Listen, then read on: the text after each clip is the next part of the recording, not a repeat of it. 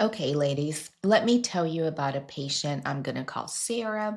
She was 54, hadn't slept through the night in 2 years. She was gaining weight around her middle, even though she was eating well and she was exercising. Her joints ached, her memory felt foggy. She was waking up at 2 a.m. almost every night, drenched in sweat, her heart pounding, unable to get back to sleep. So she went to her doctor. She had a full appointment and she walked out with this: Your labs look fine. This is just menopause. It will pass. She wasn't evaluated, she was dismissed. And her doctor wasn't a bad person. He wasn't lazy, he wasn't careless. He just didn't know what he didn't know. This is what this series is about. Welcome to the Menopause Truth Podcast. This is part one of a three-part series on how to tell whether your doctor is actually keeping up with the science when it comes to treating menopause. I'm Dr. Monica Relvis. I'm a physician board certified in lifestyle medicine and obesity medicine, and I have advanced certification in hormone replacement therapy and cardiometabolic health as well. Today, we are going to focus entirely on hormone therapy, the questions that women ask, the answers they too often get, and what a more complete evidence based answer should sound like. But before we start, I want to say something clearly. This is not about doctor bashing. I am a doctor. I know how hard medicine is. And I also know from the inside that most physicians were never deeply trained in menopause. Not in how estrogen affects the whole body, not in the difference between hormone formulations, not in what the Women's Health Initiative from 2002 actually showed versus what people thought it showed at the time, not in the difference between a drug combination from 1995 and what we actually prescribe today. So this episode is about something that I call discernment. It's about helping you walk into that exam room with better questions to ask and sharper ears for the answers. Because sometimes, ladies, the problem is not that your doctor is careless. Sometimes the problem is that the answer that you're getting is too simple, or it's too outdated, or it's too incomplete for what your body actually needs right now. I know, I've been there. Now, let's go through it. So, question number one: Am I too old for hormone therapy? So, if your doctor says you're over 60, so no, you cannot get hormone therapy, you got to pause on that. There is no universal age cutoff in the evidence. What the major guidelines actually say, and that's from the Menopause Society, the Endocrine Society, the American College of OBGYNs, is that age alone should not determine whether a woman starts or stops hormone therapy. Now, let's be clear about what the evidence does and doesn't say here, because this matters a lot. So, if a woman starts hormone therapy within 10 years of menopause or before the age of 60, the evidence for cardiovascular protection is very strong. That is the sweet spot. That is where the timing hypothesis is best supported. But what about women over 65 or who have been 10 years post-menopause already? Well, the cardiovascular protection that is seen in women who start early is not expected to be the same for women who start later. When more than a decade has passed since menopause, the blood vessels have had time to change. Plaques have already begun to form. And applying estrogen to a blood vessel with established plaque behaves differently than applying estrogen to a healthy vessel. So, starting hormone therapy late, specifically for cardiovascular protection, is not currently supported by the evidence that we have in the same way. But, ladies, there are other medications that we can add to your hormone replacement therapy regimen that can help you if you already have plaque formation. So, no panic needed. Now, more about that in another episode.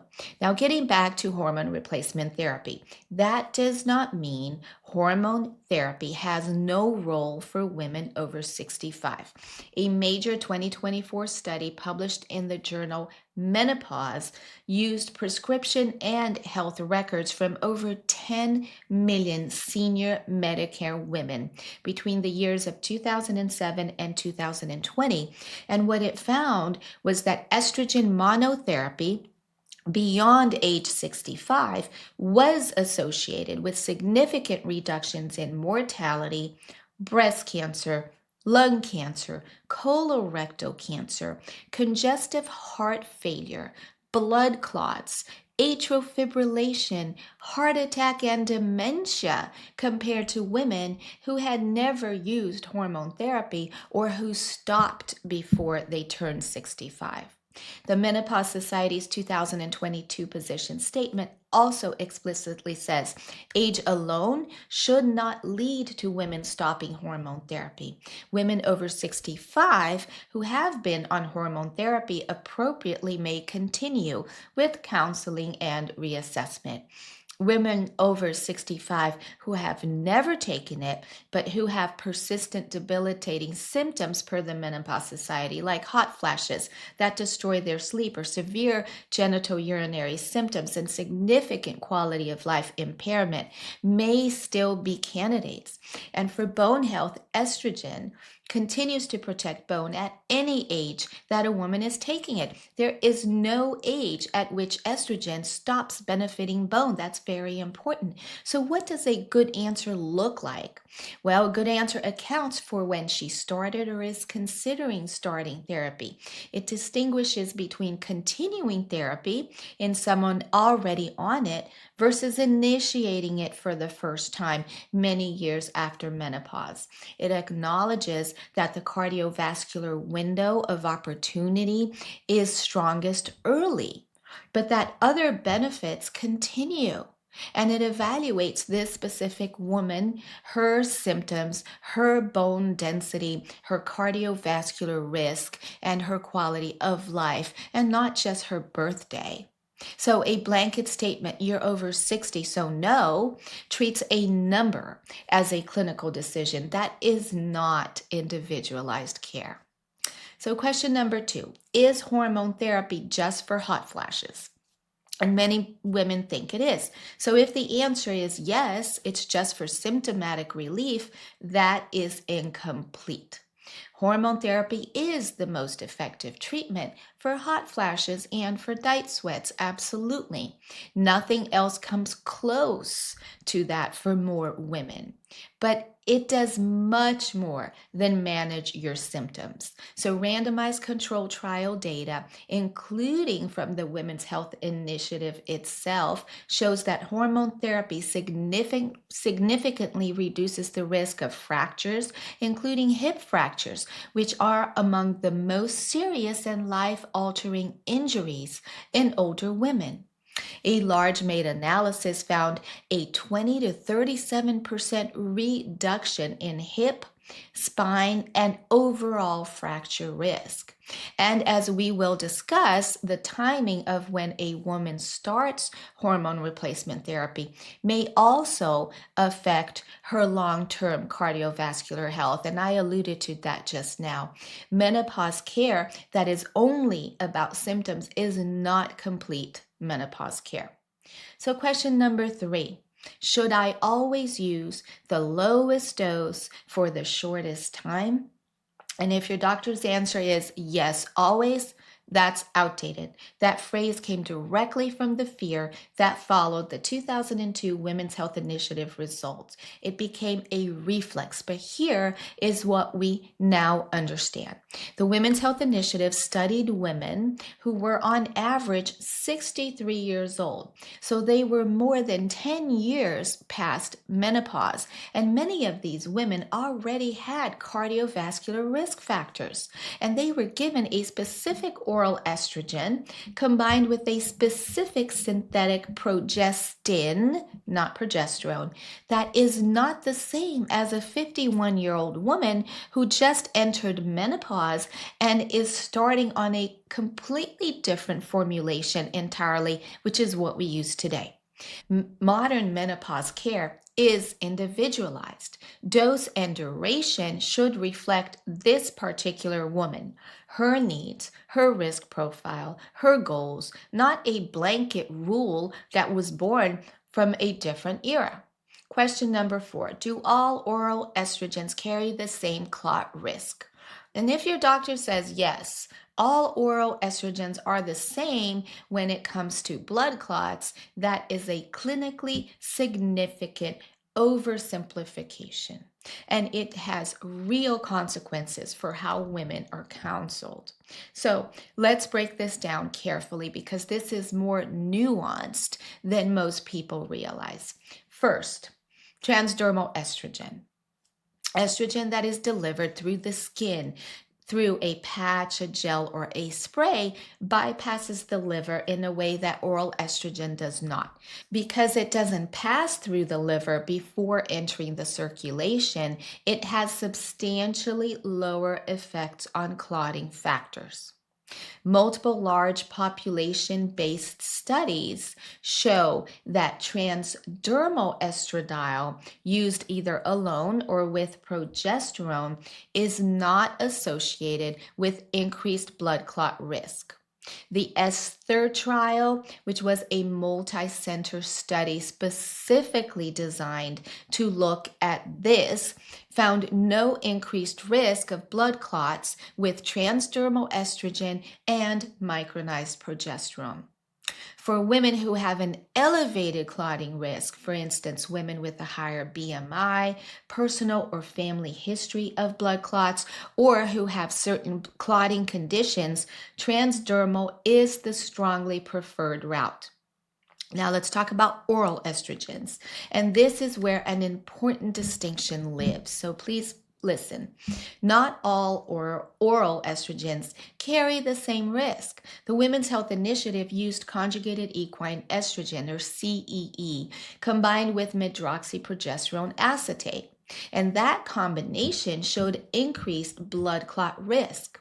And a large UK case control study found that oral conjugated equine estrogen, whether it was used alone or combined with a progestin, carries a higher blood clot risk than oral estradiol, which is bioidentical.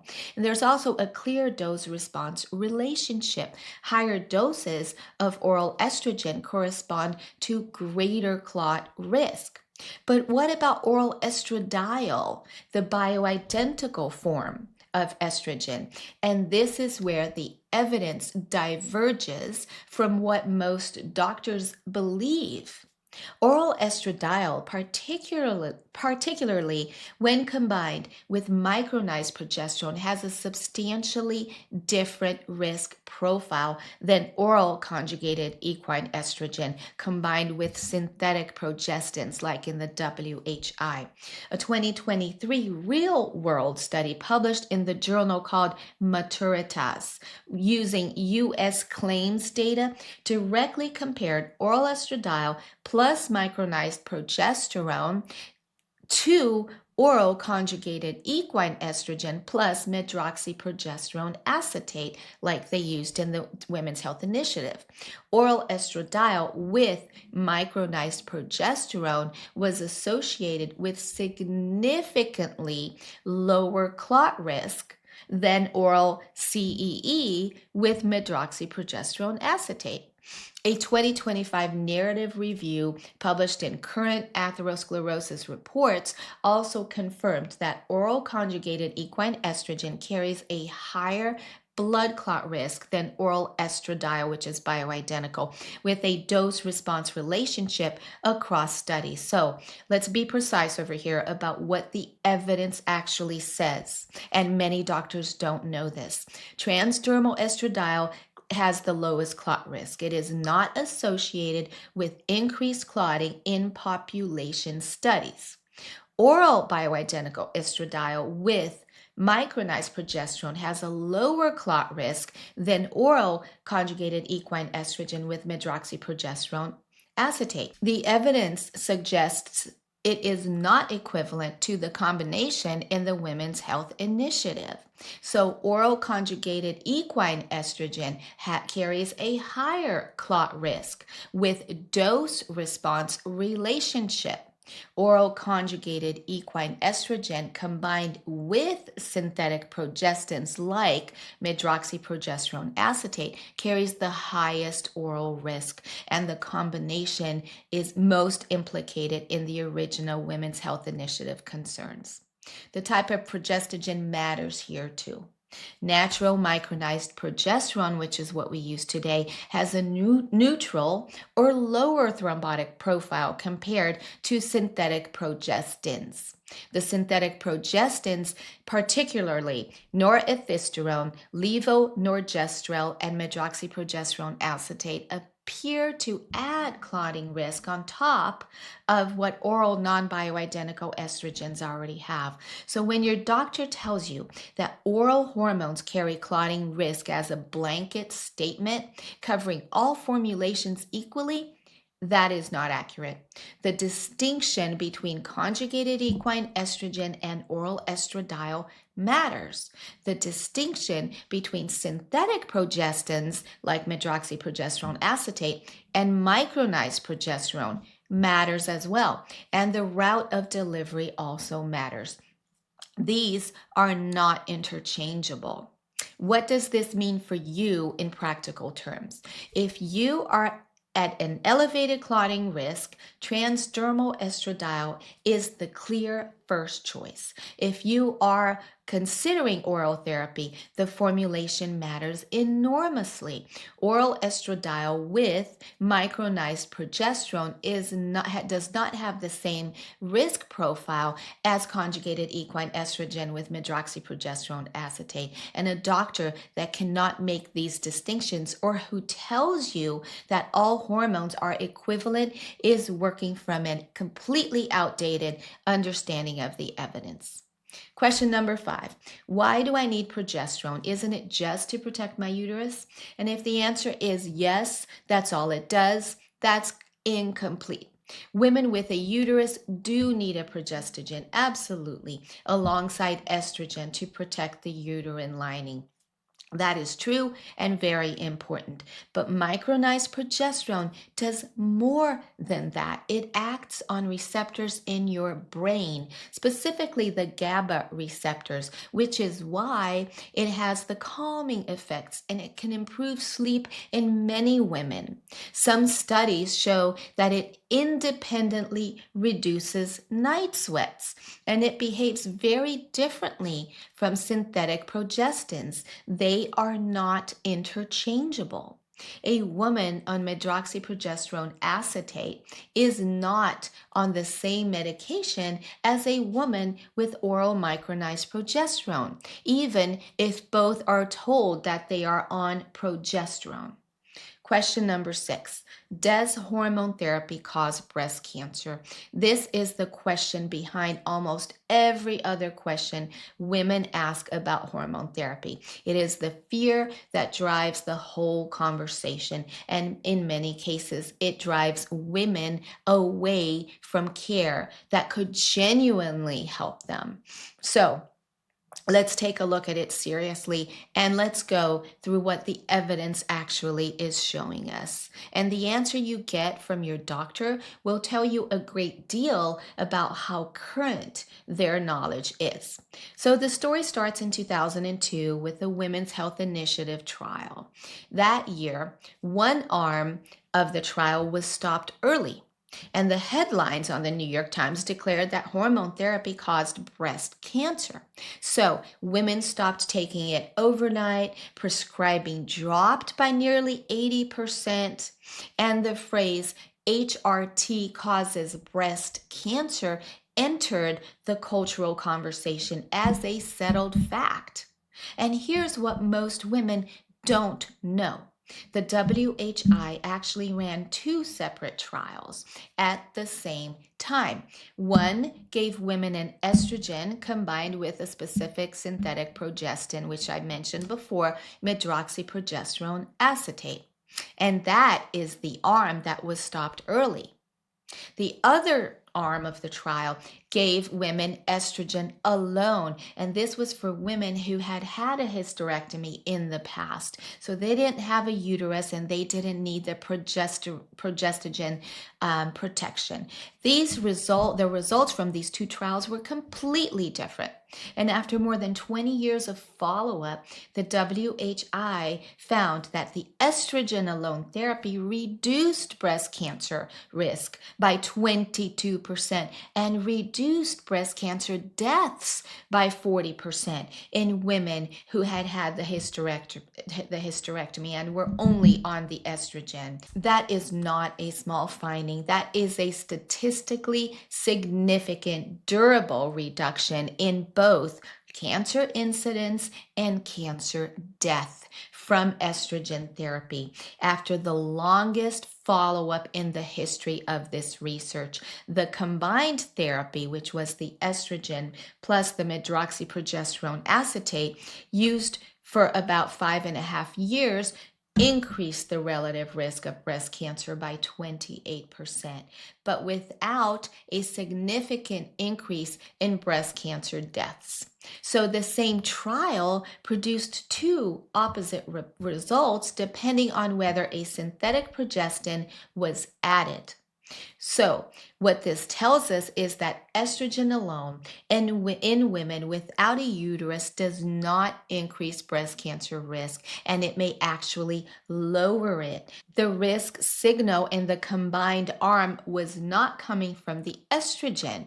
It was coming from the progestogen, specifically the medroxyprogesterone acetate, which is a synthetic progestin that we now know has meaningfully different effects on breast tissue than the hormones it was meant to replace. And here is where the science has moved most in the last 2 decades and where most clinical practice has not caught up yet.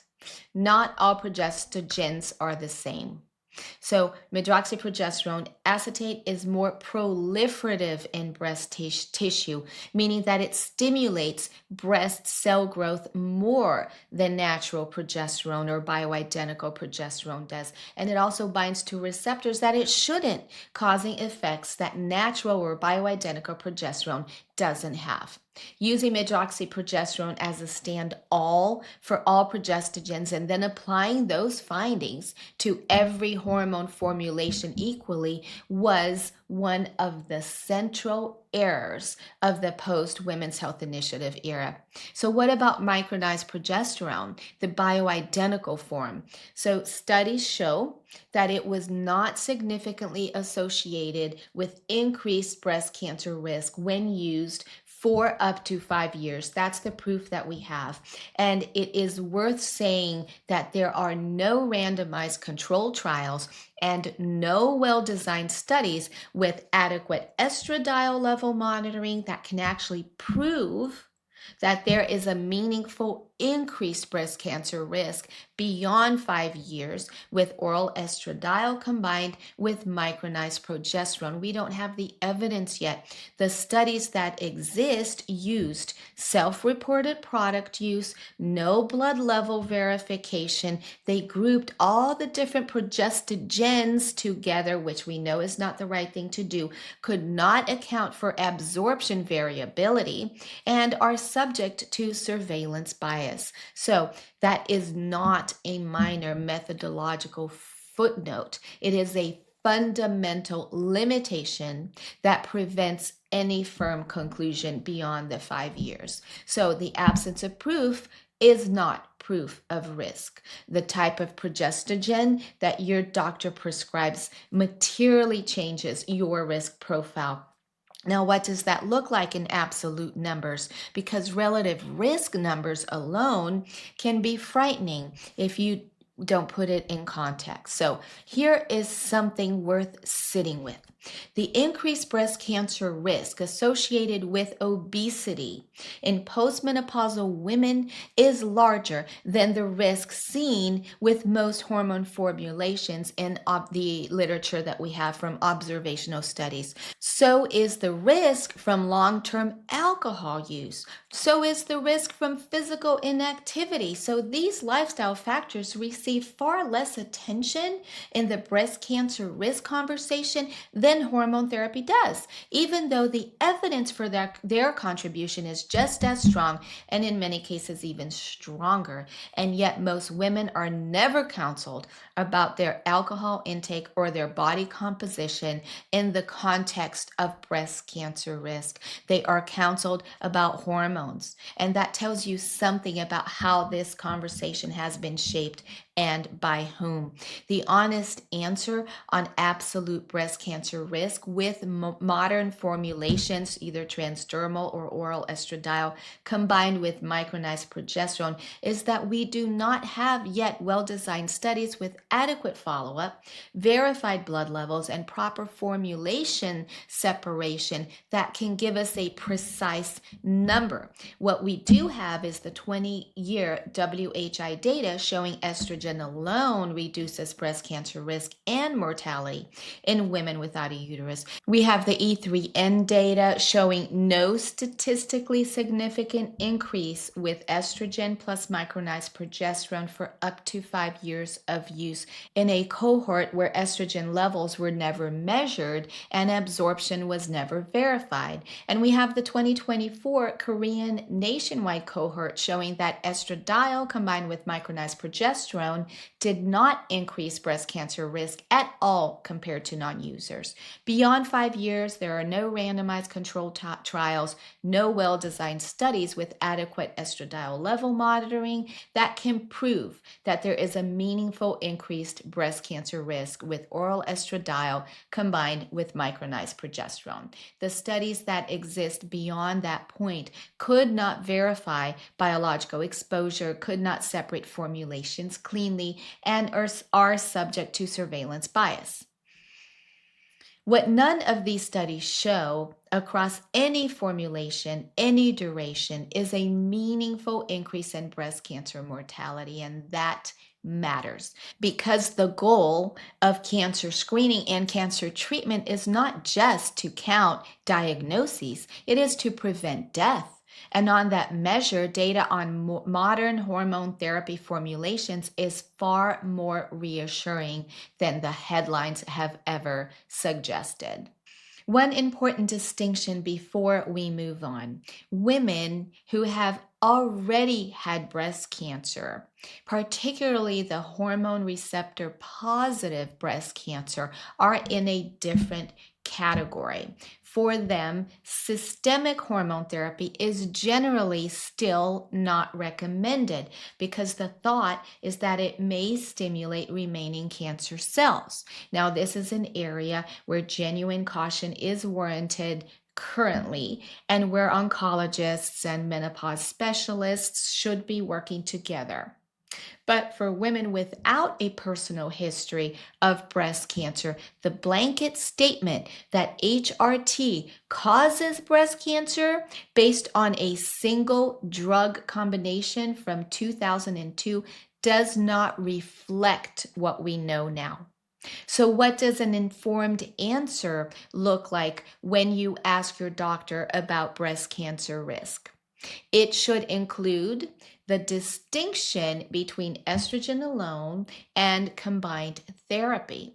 It should also include the difference between synthetic progestins like medroxyprogesterone acetate and micronized progesterone. And it should include absolute risk numbers, not just relative risk. It should acknowledge that estrogen alone in women without a uterus appears to reduce rather than increase breast cancer risk based on 20 years of the Women's Health Initiative follow-up. And it should factor in your own personal baseline risk.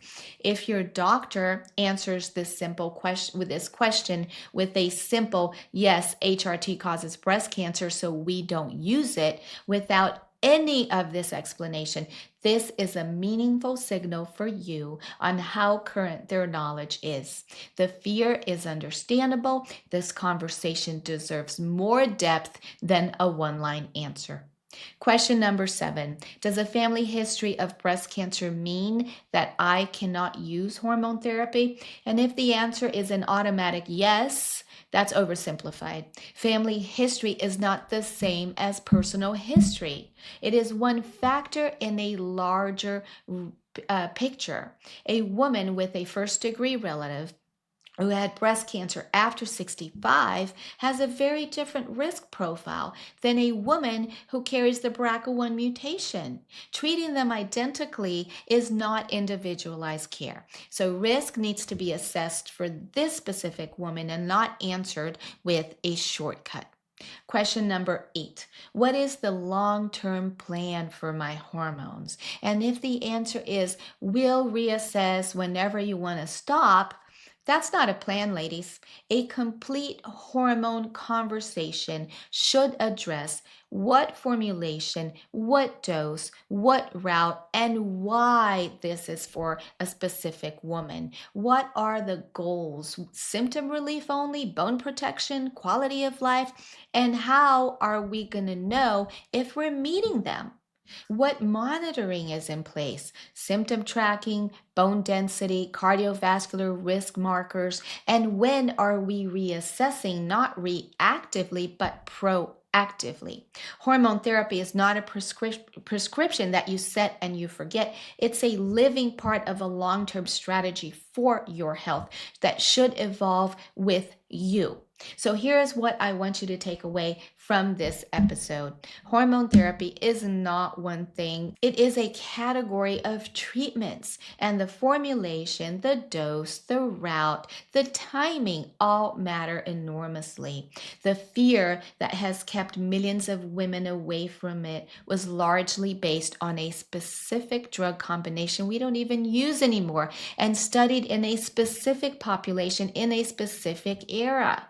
That is not the whole story. You deserve a doctor who knows the whole story and who can help you navigate it with information that is current and specific to you.